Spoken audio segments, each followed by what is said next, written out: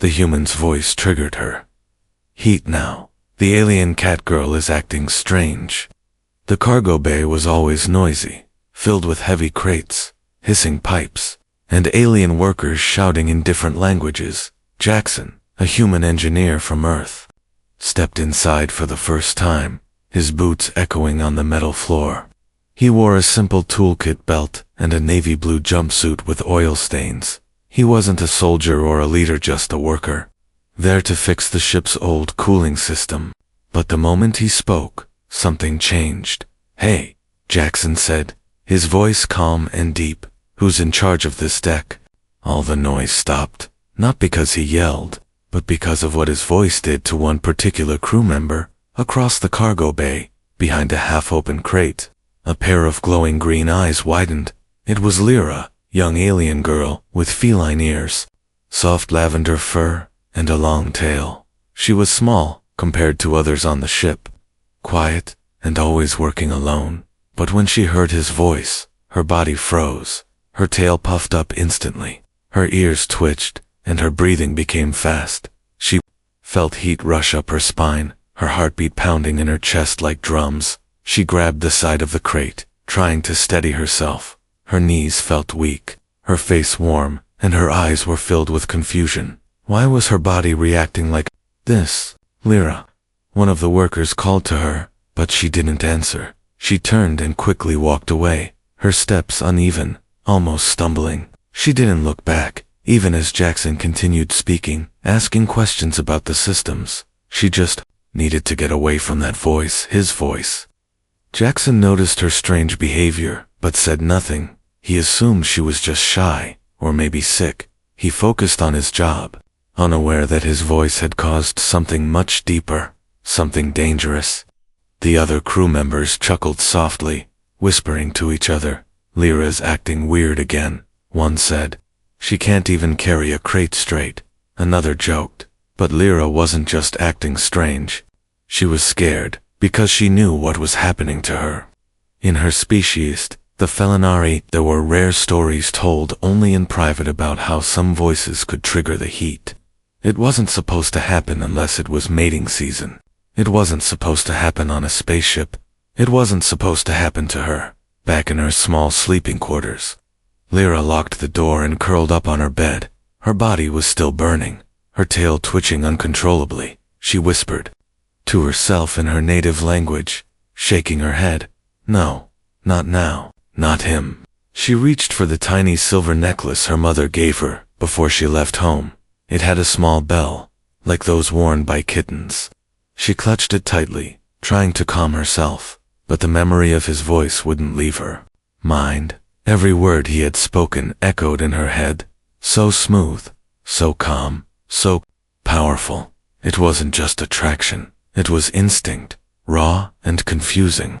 Her heat had started on. It was because of a human. Meanwhile, Jackson was in the engine room reviewing cooling lines. He still didn't know her name, but he couldn't forget the way she looked at him before running away. Not angry, not afraid, just startled and vulnerable. Something wasn't right, but he couldn't put his finger on it. Later that night, while walking to the mess hall, Jackson passed a hallway and heard a soft sound. He stopped, his eyes scanning the dark corridor. A soft whimper, like someone holding back tears. He stepped closer and called out, "Hello, is someone there?" The sound stopped. He waited, but no answer came. When he walked forward, he saw faint claw marks on the metal floor near the corner, and a strange scent in the air like lavender and warm metal. He shook his head, confused, then walked away, inside the shadows, behind the wall. Lyra held her breath, her claws still out, her chest rising and falling fast. She had gotten too close to him again, even by accident, and her body reacted instantly. She knew it wasn't safe, but somehow, she also didn't want to stay away, and so began a silent struggle between instinct and fear, between reason and emotion, on a ship filled with strange machines and stranger beings. One human's voice had touched something ancient inside an alien heart, and nothing would be the same after that. The next few days were quiet, but only on the outside. Inside Lyra, everything was loud. Her thoughts, her heartbeat, the memory of his voice, everything refused to settle. She avoided the cargo bay completely, choosing isolated cleaning shifts in maintenance tunnels where no one else worked. She barely ate, barely slept, and kept her ears constantly alert in case he came near again. But the ship was small, and she couldn't hide forever. Jackson, on the other hand, noticed her absence. Not in a romantic way, but more like a technician noticing when a system isn't running right. Her job was important. She handled delicate cargo, registration codes, and now there were small mistakes showing up in the logs. Jackson asked another crew member about her, but they just shrugged and said, "She's like that sometimes, weird little cat. Probably hiding again." That didn't sit right with him. He didn't like how they talked about her, like she was some broken thing, not a person. Still, he had work to do, and he focused on fixing a faulty air regulator in the starboard corridor. When he spoke into the comm panel to test the system, his voice echoed softly through nearby speakers. What he didn't know was that Lyra was on the other side of the wall, crouched low, checking a crate's serial code. And the moment his voice came through, her hands began to shake again. Her knees hit the floor with a soft thud. Her claws dug into the metal, her tail curling tight around her waist as the heat rushed back with full force. It was worse this time, sharper, deeper, like her body was screaming for something she didn't understand. She bit her lower lip, forcing herself not to cry out, her throat tight with shame and need, and in that moment, she realized something terrible. She couldn't run from this. Later, she stood outside the medbay, unsure if she should go in. Maybe they could sedate her, or give her something to stop this. But she couldn't bring herself to explain what was happening. How do you tell someone, "The human's voice is making my body go into heat"? They'd laugh, or worse, they'd report her as unfit for duty and send her back to her home planet, where her family had already cast her out for being defective. She turned away and headed toward the water filters instead, splashing cold liquid on her face, hoping it would help. It didn't. That night, while the ship rested in a quiet orbit above a dusty planet, Jackson stayed late in the central lab, going over new supply orders. The lights were low, and the hum of the ship filled the silence. Then he heard something behind him, like the soft scrape of claws on metal. He turned slowly, expecting to see a maintenance bot or maybe a crewmate, but it was her. Lyra stood at the doorway, eyes glowing faintly in the dim light, her posture tense, arms stiffed by her sides, her chest rising and falling like she had just run a mile. She didn't speak, just stared at him, ears flat and tail swaying like a cat ready to flee or attack. "Hey," Jackson said softly, careful not to scare her. "You okay?" She flinched at the sound of his voice, but didn't run this time. Her lips parted slightly, but no words came out. Her body trembled just from hearing him speak again. Finally she turned and vanished down the hallway, silent as a shadow, but not before he caught the shimmer of tears on her cheek. Jackson stood there, confused and concerned. Something was wrong, and it had to do with him. He could feel it. She didn't fear him, at least, not in a normal way. It was something else, something deeper, maybe even painful. And he hated seeing anyone suffer, especially someone so small and quiet. Someone who clearly didn't have anyone else looking out for her. He decided he needed answers, not to intrude on her privacy, but to understand if something he was doing was hurting her, even by accident. He wanted to make it right. He began digging through old ship records, species logs, anything he could find about her kind of Felinari, and what he discovered that night changed everything. Jackson stayed up long after the hallway lights dimmed and the crew went to sleep. The small terminal screen in front of him glowed softly in the darkness as he scrolled through medical entries, biology files, and cultural notes on the Felinari species. He wasn't a doctor, but he was a curious man, and his gut told him Lyra wasn't just sick or shy. Something was reacting to him, something she couldn't control, and then he found it. buried deep in a restricted science file from an old Felinari expedition.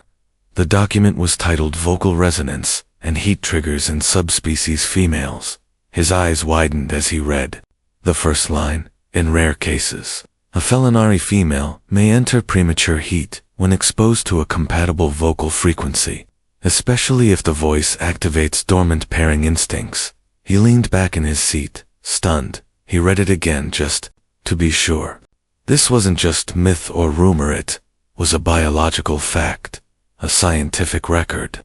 His voice was causing her this pain, and she probably hated herself for it. He felt a deep weight in his chest, not guilt exactly, but something close. She didn't choose this, and neither did he, but now it was real, and ignoring it would be cruel. Still, he didn't know what to do. How do you help someone calm down from something they can't talk about? The next morning, he found her crouched near the engine ducts, checking filters with shaky hands. She didn't look up when he walked in, but he noticed the moment she heard his voice. Her shoulders stiffened, her tail froze mid-sway, and her breath caught in her throat. "Don't run," he said gently. "I won't come close. I know now, Lyra." That made her head snap up, her eyes wide and full of shock. Her lips parted, and her claws gripped the edge of the duct. "You." "No," she whispered, barely audible. "I didn't understand before," he said softly. "But I read your species file, the heat reaction to certain voices. It's me, isn't it?"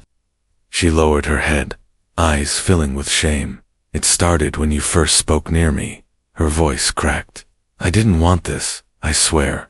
It just my body. You don't have to explain," he said, stepping back a little to give her space. "I'm not angry, and I'm not afraid of you."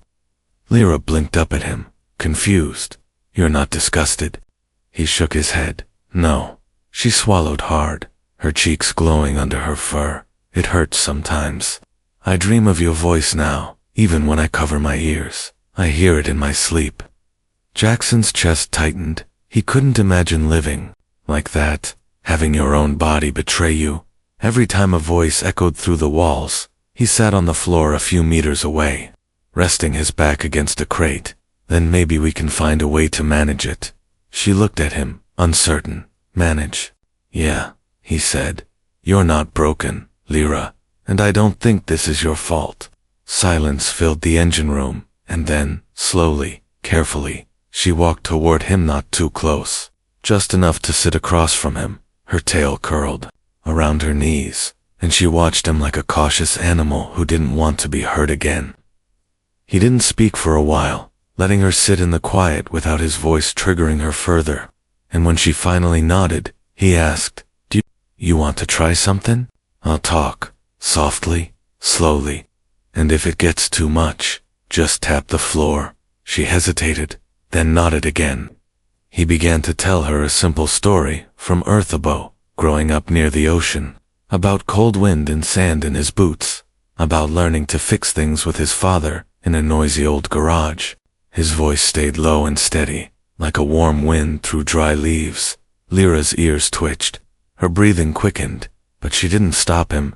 She closed her eyes, let the sound wash over her, and even though her skin heated and her claws dug into her knees, she didn't cry or run. When he paused, she opened her eyes and whispered, "That wasn't so bad. It's a start," he said with a smile. For the first time in days, she smiled too, small and shy, but real.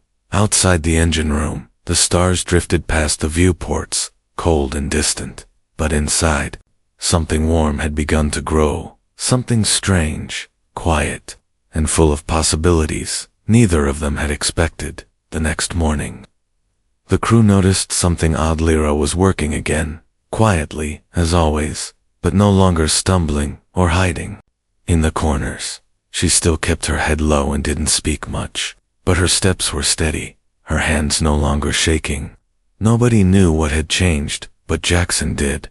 They had spent another hour together the night before, him sitting across from her, telling soft stories in his calm earth voice.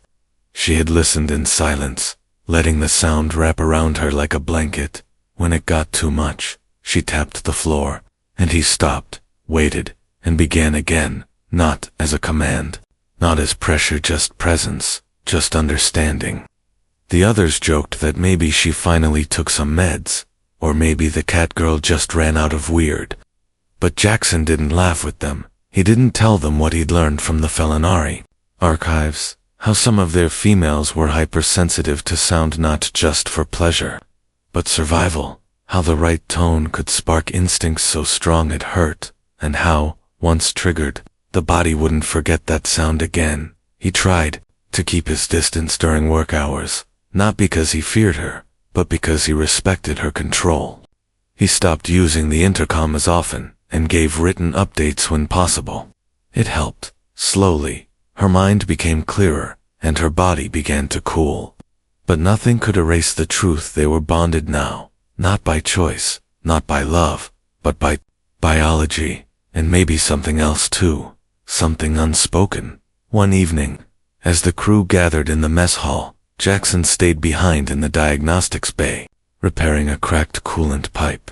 When he looked up, she was there again, standing quietly near the doorway, her tail low, her eyes soft. I don't want to block it anymore, she said, her voice barely above a whisper. He blinked, the sound. She nodded slowly. I wore the dampener cuffs. I stayed away. I even tried earplugs. She looked down at her hands. But it doesn't work anymore. The voice lives in my skin now, not just my ears. Jackson took a slow breath, setting his tools down. Then what do you want me to do? She looked at him, not afraid, not desperate this time, but tired, like someone who had been fighting herself for far too long. Just, don't speak loud, and don't tell me to go away. I won't, he said gently. She walked closer, just a few steps, then sat on the floor beside the wall, her knees to her chest. She didn't touch him, didn't ask for anything. She just closed her eyes and said, "Talk about Earth again, please." So he did, his voice calm and steady, like a low river flowing through old stones. He told her about rainstorms and sunflowers, about grilled cheese sandwiches and warm laundry, about things that had nothing to do with love or mating or instincts, just memories, simple and safe. She stayed there listening, her tail flicking now and then, her breathing steady, her claws relaxed. He saw her cheeks flush a little, but she didn't look like she was in pain this time. And as his voice filled the quiet room, something subtle began to shift, not just her body's reaction, but her eyes, the way they softened toward him, the way her ears moved, not in defense, but curiosity, like she wasn't just listening anymore. She was connecting. Outside, the stars passed by, like always, indifferent and silent. But inside that small bay, two beings who had never meant to meet were slowly learning how to exist near one another. Not as predator and prey, not as master and servant, but something else entirely. When he finally stopped talking, thinking she had fallen asleep, she surprised him by saying, "Your voice doesn't hurt now." Jackson turned to her, surprised. "No?" She shook her head, eyes still closed. "Now it feels like cool water on my fur." He smiled gently, not sure what that meant exactly, but glad she was at peace, even if just for tonight. He didn't know what tomorrow would bring, or what the crew would say, but one thing was becoming clear: whatever strange bond had been triggered between them, it wasn't fading, it was growing, and Lyra, once broken and ashamed, was starting to accept it. Jackson woke up before his alarm, his thoughts already filled with Lyra's voice. Not her real one, she barely spoke, but the memory of her soft, uncertain words from last night. The way she said his voice no longer hurt her, the way she compared it to cool water, it stayed in his mind like a song he hadn't meant to memorize. He didn't know what they were now. He wasn't even sure what she wanted from him. And yet, when he saw her across the corridor that morning, she didn't turn away this time. Their eyes met briefly, and she nodded, not shyly, not nervously, just calm, like she'd made peace with something inside herself. That day, The two of them ended up assigned to the same maintenance shift on the lower deck. It was quiet. Just the two of them checking pipelines and heat converters. The silence between them wasn't heavy like before. It felt warm now, like a pause in a story instead of the end of one. And then she spoke first. "You're careful now," she said without looking at him. Jackson glanced over, wiping oil from his hands. "I try to be," she nodded again, then added, "But you don't have to be scared of me." "I'm not," he said. "I just didn't want to make things worse." "You didn't," she replied. "You made it better, even without meaning to." They finished their shift without anyone else interfering, and afterward, as they walked toward the mess hall, she asked, "Do you know how hard it is to be born wrong?" Jackson frowned. "Wrong?" She stopped walking and faced him. "I wasn't supposed to have this reaction." Her voice wavered slightly. "Most Felinari don't. Not like this. Not just from hearing someone speak." He didn't know what to say, so he waited, giving her time. "When I was little, the elders said I was broken," she said. "They told my mother I might never mate properly, never bond, because my senses were too sensitive." Jackson's jaw tightened. "They cast you out for that?" She gave a small, humorless laugh. "They said I could serve on ships instead, stay away from home. Maybe I'd never trigger, and then I walked in," Jackson whispered. She looked at him, her glowing green eyes, soft now, "and my body, my mind, everything started burning." He stepped closer, slow, not touching her, just standing where she could feel the heat of his presence. "I didn't ask for this either," he said, "but I won't run from it, and I won't run from you." She blinked fast, her ears twitching at his words. And then, with a trembling breath, she whispered, "Will you come with me?" He didn't ask where, he just followed. She led him through the maintenance shafts, past storage bays, to a quiet section of the ship no one visited anymore. Inside was a room with old crates and soft, forgotten blankets. She sat down slowly and motioned for him to sit too, but not too close, just near enough. "Say something," she said, "anything." So he told her a story about his old dog back on Earth, a clumsy animal named Rusty, who used to chase shadows and bark at wind. As he spoke, she lay on her side, her ears twitching gently, her tail curling, her eyes half closed, and for the first time since the incident began, her muscles stayed still, her breathing remained even. "I think I'm starting to like your voice," she whispered after a while, "not just because of the reaction." He smiled. "I think I'm starting to like yours too, when you actually use it." She laughed softly, the sound low and full of emotion, like a purr hidden inside her throat. "Do you think it'll stop one day?" she asked. "The heat, the pull?" "I don't know," he replied, "but even if it doesn't, maybe it won't hurt anymore." She nodded slowly. "Maybe it'll just feel like this, quiet and safe." The silence wrapped around them like a blanket, and outside, the ship drifted through space, carrying two souls who never asked for each other but somehow, in all the noise of the galaxy, had found something they didn't know they needed. The days passed slowly, but something between them began to shift, subtle, quiet, and impossible to ignore. Lyra no longer flinched when Jackson entered a room. She didn't hide when his voice echoed through the corridors. In fact, sometimes she lingered longer, like she wanted to hear him speak just a little more before walking away. They still didn't sit close during meetings, and they rarely spoke where others could hear, but there was a new kind of silence between them, one that felt full, not empty, a silence that carried warmth instead of tension. One night, the lights flickered in the lower deck, and a system-wide glitch locked several doors. Lyra and Jackson found themselves trapped in the old observatory room. It was cold, barely powered, and the emergency lights gave off only a soft red glow. Outside the large window, the stars seemed frozen in place. Jackson tried the panel, but it was dead. "We'll have to wait for the reboot," he said. "Might take a few hours." Lyra didn't look panicked, just tired. She sat near the wall, arms around her knees, tail curling up beside her. "It's quiet here," she murmured. "Too quiet. Unless you speak." He looked over, unsure. "Are you sure?" She nodded slowly. "It helps now. The burning's gone. It just hums a little." So he spoke, not loud, not fast, just steady. He told her about stars on Earth, about fireflies and warm summer air, about books he read as a child, and a time his sister got stuck in a tree, trying to rescue a cat that didn't want rescuing. Lyra listened, her ears twitching gently, and her expression softened into something peaceful, something calm. Then, without warning, she slid closer, not touching him, just a little closer, her voice quiet. "Do you ever wonder if this bond means something more?" He looked at her carefully.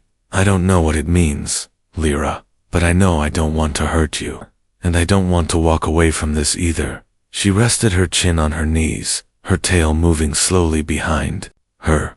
"When I was younger, I used to pretend I'd never enter heat, never feel what others felt. It was easier to believe I was just different. Not broken." "You were never broken," Jackson said firmly. "You just didn't meet the right frequency." She laughed at that, a soft little sound full of surprise. "I don't know if that's a compliment or a joke." He smiled. "Maybe both." They sat like that for a long time, the hum of the ship slowly returning as systems began to wake. But neither of them moved when the doors unlocked again. They stayed there in that dim red light, not saying much more, just breathing the same air, sharing the same stillness. Eventually, she asked something he didn't expect. "If I asked you to stay with me, not just tonight, but more, would you?" Jackson didn't answer right away. He looked out at the stars, then back at her glowing eyes. "You don't need to ask," he said. "You only have to say you want me to." Her ears dipped low, not in shame but in something gentler, her voice barely a whisper. "Then stay." He nodded, not needing any more words. In the quiet observatory, with only the stars watching, a human and an alien girl found something far beyond biology, beyond instincts and triggers, something chosen, something real, and for the first time in her life, Lyra felt wanted, not just needed by her body, but chosen by someone who saw her, all of her. The crew noticed the difference before either of them said a word. Lyra was no longer the shy, trembling Catgirl who ran from voices and shadows. She moved with quiet confidence now, her tail no longer curled in defense but swayed naturally with every step. When Jackson entered a room, she didn't hide. She looked up, met his eyes, and sometimes even smiled. No one understood it, but they could feel it. Something had changed, and whatever it was, it had settled her, steadied her, made her brighter somehow. One crew member joked, "Looks like someone finally gave that cat a laser pointer," and Jackson just smiled without responding. He didn't need to explain what they had, because it didn't belong to the others. It was something only the two of them understood. That evening, as the ship floated in orbit around a quiet moon, Jackson found Lyra sitting near the cargo bay window, watching the pale planets spin slowly below them. She didn't hear him at first, but the moment he spoke just a soft "hey," she turned, her ears flicking with that familiar ripple, but she didn't flinch. Instead, she stood up and walked to him. "I was thinking," she said quietly, "this started because of instinct, because of a voice, a sound I couldn't control." Jackson nodded. "I remember. But now," she said, standing close enough that he could feel the warmth of her body, "it's not just instinct anymore. It's not just heat." He looked down at her, waiting, listening, giving her space to finish what had been growing between them in unspoken moments. "I used to be afraid of myself," she whispered, "afraid of what I'd do, afraid I'd hurt someone or get thrown off the ship." Her voice shook slightly, but her eyes stayed strong. "But you never ran. You never blamed me for something I couldn't control. I never will," he said softly. "You're not dangerous, Lyra. You're just strong in a way most people don't understand." She stepped closer now, close enough that her hand brushed his, her fingers unsure, but trying. And then she said, "I don't just want to hear your voice anymore." He raised an eyebrow gently. "No." She shook her head. "I want to know you. All of you, not just the sound that calms my nerves, but the person behind it. The soul that sat with me in silence when I was breaking." He reached for her hand, held it lightly, not pulling her. "Just holding." "Then stay," he said, using her own word from the night they were trapped.